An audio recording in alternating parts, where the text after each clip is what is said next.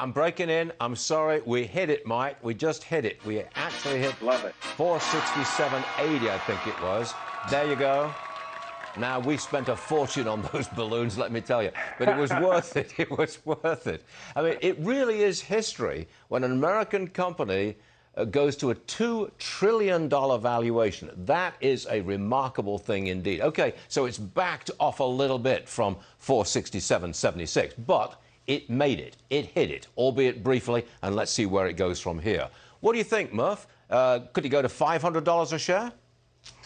Absolutely. And, you know, Stuart, it not only can it go to 500, I believe wholeheartedly it will. And the split that they announced is really helping because the people who are now being introduced to the stock market, the younger generation, they would rather buy a lower price stock. So that's why you're seeing Tesla doing their split, Apple doing their split, and there'll be more to come. So a lot of upside for Apple. They're innovating in a lot of ways that we don't even know about yet. But the story is not a late story in Apple. It's still a growth story and still could trade a lot higher than 500. Can I bring back Susan into this? She's our expert on iPhones and Apple and all the rest of it.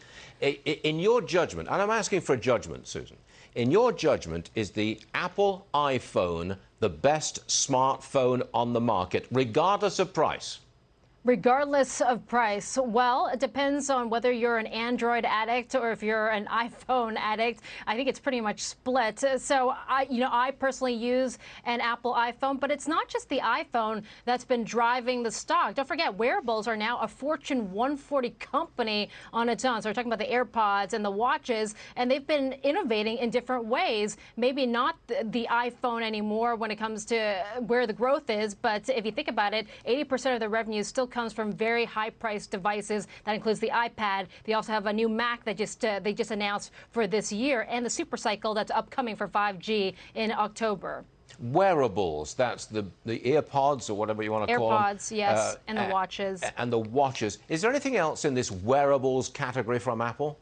Well, those are primarily the wearables in that category. But as I said to you, I mean, they're selling, a Fortune 140 company each. So it's about $6 billion at a revenue run rate each and every quarter. So times that by 4, that's $25 billion in sales. They're just from these AirPods and these watches. And it's the services, right? And they also upgrade with their software as well, since we have this Worldwide Developers Conference each and every year. And they come up with innovative stuff. When people say that Apple isn't innovative anymore, I disagree with that. So I saw some pretty impressive ideas and services that are coming your way. For instance, your phone can now be your car key in the future. I mean, I found that very impressive. And they just continue to make these advancements. Now, can they spend more in research and development? I read a note yesterday from Bernstein and Tony Sacconaghi saying that they may be underspending when it comes to research and development. But that means they have the cash. They just need to spend more in that way. But they've been giving back to shareholders as well, which is why Warren Buffett owns around $100 billion